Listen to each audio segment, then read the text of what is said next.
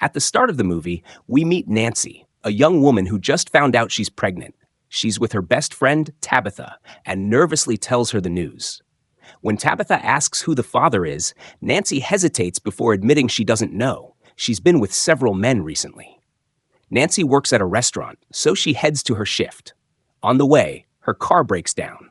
With no other option, she starts walking. Luckily, she runs into her coworker Bobby, who's riding his bike. She hops on and they rush to work together. At the restaurant, Nancy goes straight to the boss's office, her dad's office. He owns the place. Nancy was recently promoted to manager, and her dad reminds her she needs to be more responsible now that others look up to her. That evening, her dad has a date. He hasn't dated since Nancy's mom passed away years ago, and he feels ready to try again. He asks Nancy to stay late and close up.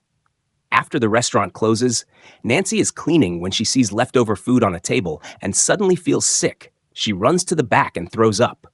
Jake, the chef and her dad's close friend, sees her and suspects she's pregnant.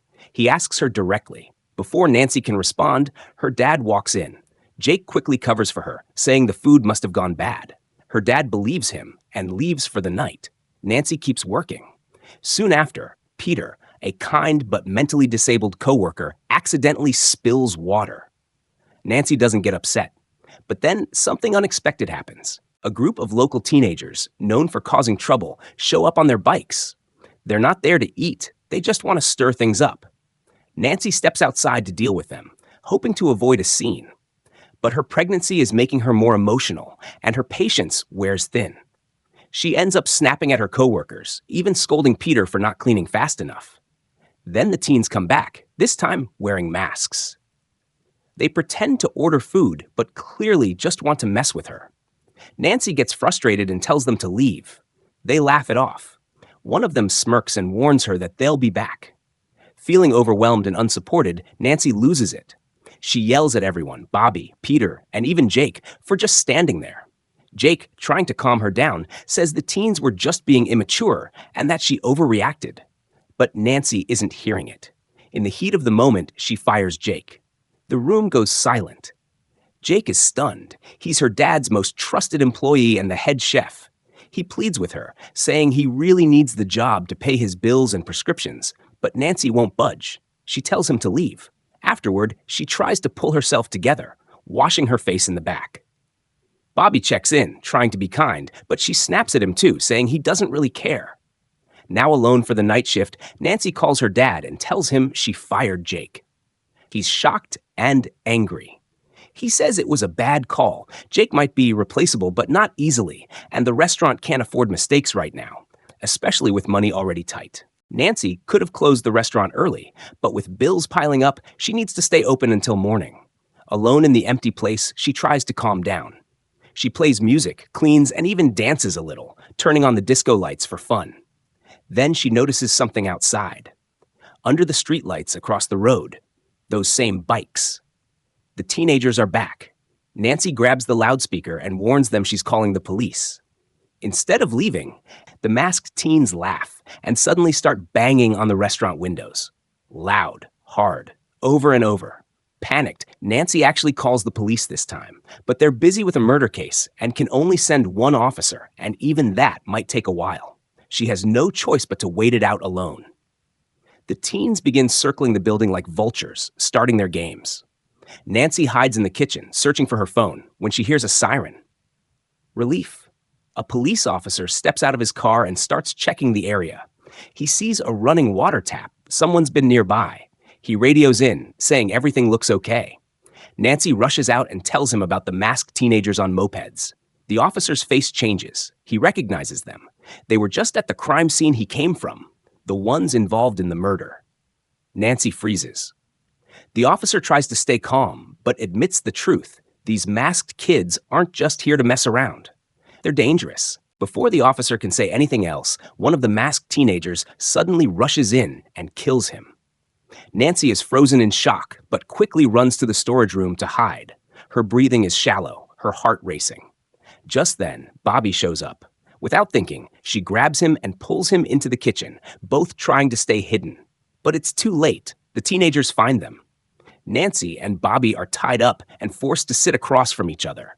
The masked teens mock them, demanding they kiss for their sick amusement. Nancy resists. She refuses to play along. Angry, the attackers drag her to the back of the restaurant, but Nancy fights back. She breaks free, grabs a knife, and stabs one of them. Then she runs out of the restaurant. She sees one of them and slowly backs away, holding a knife. When she turns around, she accidentally stabs someone behind her. He pulls off his mask. It's Peter. She freezes, horrified. But the worst is yet to come. It's revealed that Jake, Bobby, and Bobby's brother Jackson were behind everything. Flashback to earlier that day when Nancy fired Jake. Jake wasn't desperate for money to pay bills. He was addicted to drugs. Peter was his younger brother, forced to go along with whatever Jake said. That afternoon, the two of them had gone to buy drugs. Jake didn't have enough money, so he begged the dealer for credit, flashing a gun from his car's glove box. On the drive back, high and unstable, Jake saw a group of masked teenagers by a bonfire. He stopped the car, not to party, but to find someone to blame. In Jake's messed up mind, he blamed the teenagers for everything. If they hadn't come to the restaurant, Nancy wouldn't have gotten angry. She wouldn't have fired him. So, filled with rage, Jake snapped. He stabbed one of the teens, then pulled out a gun and killed the rest in a violent outburst. Peter had no idea what was going to happen. He didn't want any of it. But Jake forced him to go along. After the murders, Jake and Peter loaded the teens' moped and masks into their car. Jake told Peter to head to the restaurant while he went to see Bobby and Jackson. Still furious, Jake ranted to them about how Nancy treated him earlier. Fueled by anger, he suggested a prank. Dress up in masks, ride the mopeds, and scare Nancy. Bobby and Jackson thought it sounded fun and agreed. Bobby briefly asked where Jake got the masks and bikes. Jake lied and said they belonged to some random teens nearby. He made it sound harmless. Meanwhile, Peter had reached the restaurant, but when he looked down and saw his hands still stained with blood, he panicked.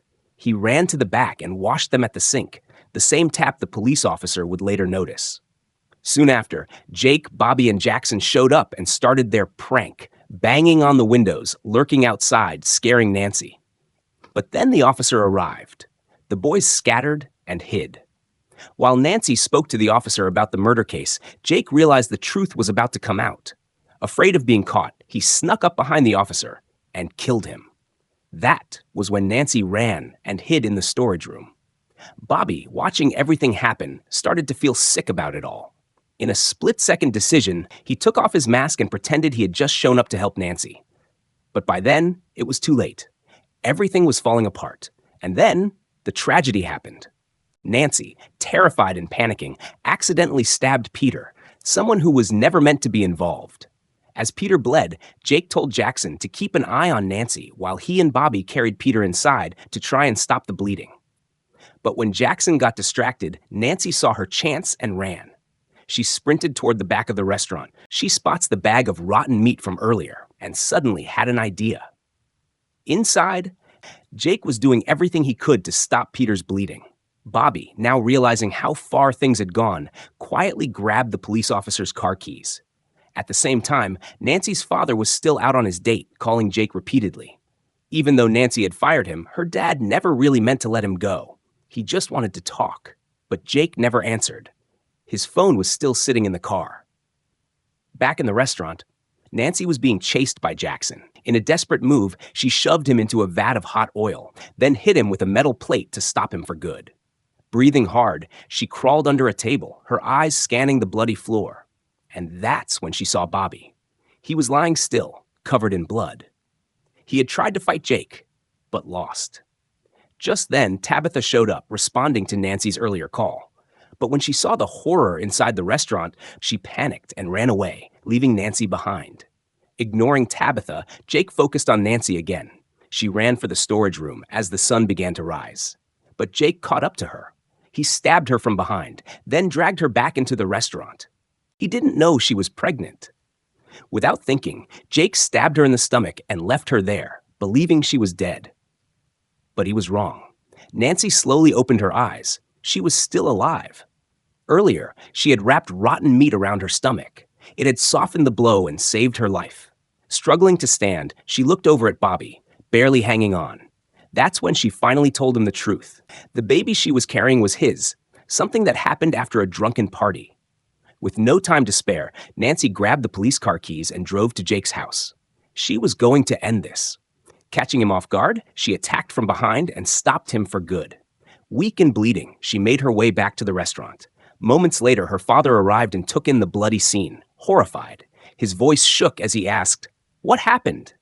Nancy simply said, "My baby." And that's the end of the story. I hope you liked it. Comment down below what movies do you like us to recap next. Thank you for watching. Don't forget to like and subscribe. Until next time.